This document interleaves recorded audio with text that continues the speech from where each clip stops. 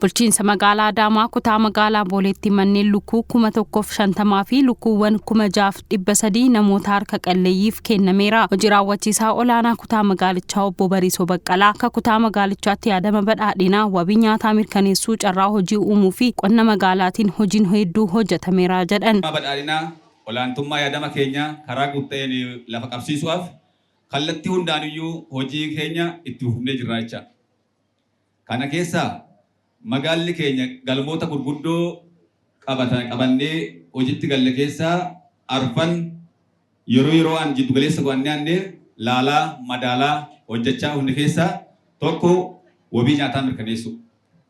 Wabii nyaataa mirkaneessu keessatti har'a sagantaan kun sagantaa badhaadhina maatii keessatti wabii nyaataa mirkaneessu keessatti gara biraatiin immoo carraa uumuu keessatti gahee olaanaa qaba jecha.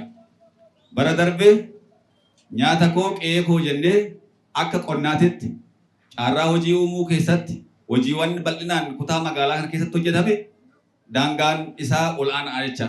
Kanumaanis guyyaa har'aa badhaadhina hunda galeessa fiduuf hawaasni qe'ee isaatti fayyadamaa akka ta'u kaayyoo godhamee manneen lukkuu 1,150 fi lukkuuwwan 6,300 kennamuu isaa ibsan. Hunda isaatuyyuu namni mana isaatii fayyadamuu ka danda'u, hoonaa isaa keessaa fayyadamuu ka danda'u. Kana jiddu galeessummaan hojjechaa jirra. Bara kana karoora keenya olitti karoorfannee amma sagantaa kana kun kan gamanatti fe'ame kun kan qe'eetti hafe karaa guutuu ta'een guyyaa har'aa kana sheedii yoo xiqqaate 1,150 aanaan 350 waliigala 1,150 akka qophaa'u taasifamee jira. Kana olitti immoo amma lukkuun kana keessatti galu tokko keessatti lukkuu 6 yoo xiqqaate lukkuu 6,300 abbaa warraa 1,150 asirratti sagantaa irratti akka affeeramu badhaadhinni maatii kun waggaan yoo xiqqaate haga filannoo keenyatti badhaadhinni keenya mana manaan akka hunda biraayyuu akka ga'u namni nyaatee akka quufu of danda'ee akka jiraatu gochuu keessatti akka Booleetitti hojiin bal'aan qabannee raannee hojjechaa jirra. Itti gaafatamaan siyaasa paartii badhaadhinaa magaalattii obbo Soorichaa Asfaaw akka magaalattiitti yaadama badhaadhinaa milkeessuuf hojiin baay'ee hojjetamaa turuu isaa himanii akka kutaa magaalaa Booleettis kana milkeessuuf inisheetivii lukkuu itti fufsiisuuf sochiin eegalame kan jajjabeeffamu ta'uu dubbatan. Inisheetiviin gama adda addaatiin sadarkaa biyyaatitti bocaman, sadarkaa naannootti bocaman magaalli keenya karaa guutuu ta'een tarsiimoo isaa guutuudhaan fudhatee hojiirra oolchuu ifa eegalee oolee bubbulee jira jechaadha. Oolee bubbuluu qofa osoo hin ta'in bara 2016 bocama imala paartii badhaadhinaa maatii biraan gahuudhaaf hojiileen gurguddoon kana fakkaatan hedduun hojjetamanii jiran jechaadha.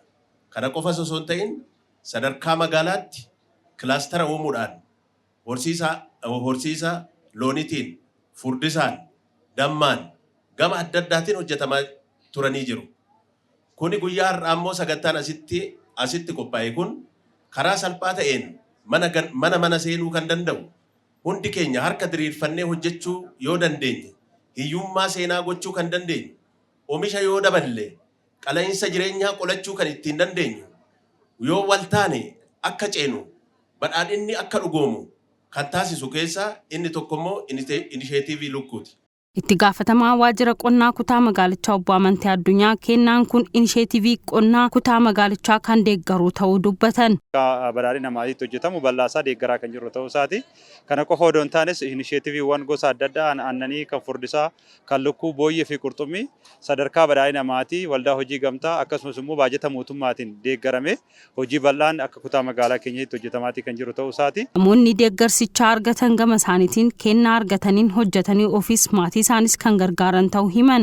Irratti hundoofnee meeshota kanniiniin of dandeenye yookiin nyaata madaalawaa akka daa'imman keenyas argatu taasisuu fi galiidhaan immoo akka fooyya'aa taanu immoo waan nu deeggaru jedheetiin yaada nu deeggara. Wanta horsiifannee killee alaabinnaa akka itti fayyadama nuti akka qaama miidhamtummaa jechuun sammuu miidhamu miti qaama harkaa lukaa miidhamne malee sammuun akkuma warri fayyaa qabu olitti dalaguu dandeenya nin dalaganna ammallee qarqaarsa deeggarsa xiqqoo argannaan nama akka fayyaa qabu warra fayyaa qabuutitti warra hojjetatee jiraachuu danda'u qaama miidhamaa jechuudha.